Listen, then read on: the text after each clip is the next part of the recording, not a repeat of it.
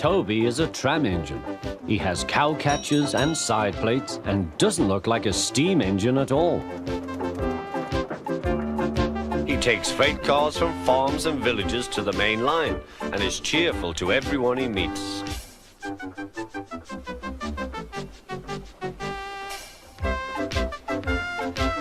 He has a coach called Henrietta, who has seen better days.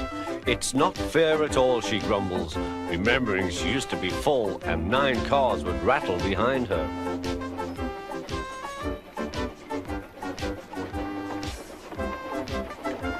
Now there are only 3 or 4, for the farms and factories send their goods mostly by truck. Toby is always careful. The cars, buses and trucks often have accidents. Toby hasn't had an accident for years. The buses are crowded and Henrietta is empty.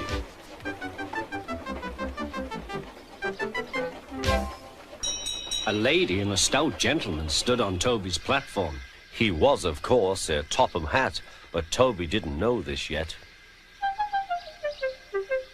"Come on, grandfather," cried the children. "Do look at this engine." "That's a tram engine, Stephen," said Sir Topham Hatt. "Is it electric?" asked Bridget. "Whoosh!" hissed Toby. "Shh, shh," said her brother. "You've offended him." "But trams are electric, aren't they?" "They are mostly, but this is a steam tram." "May we go in it, grandfather? Please?" "Stop," said Sir Topham Hatt to the conductor. They all scrambled into Henrietta. "Hip, hip, hooray!" chanted Henrietta. But Toby did not sing. "Electric indeed! Electric indeed!" he snorted.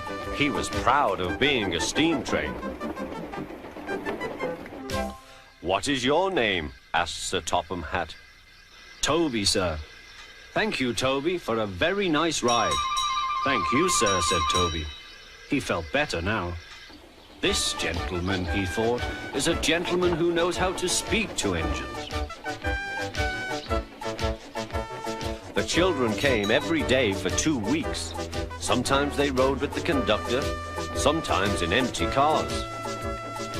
On the last day of all, the driver invited them into his cab. All were sorry when they had to go away. And Sir Topham Hatt and his family thanked everyone. "Come again soon," replied Toby. We will," called the children. And they waved till Toby was out of sight.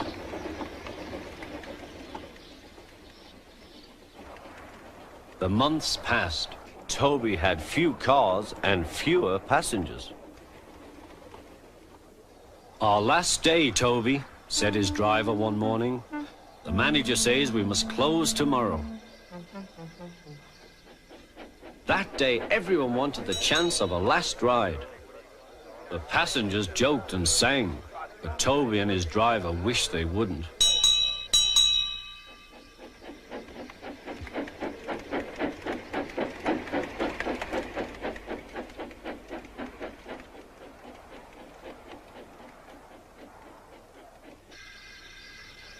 "Goodbye, Toby," said the passengers afterwards. "We are sorry your line is closing down." "So am I," said Toby. Nobody wants me, Toby thought, and went on happily to sleep. Next morning, the shed was flung open, and old Toby woke with a start to see his driver waving a piece of paper at him. "Wake up, Toby," they shouted excitedly. "The mail has just arrived, and there is a letter for us from the stout gentleman. Maybe it's good news."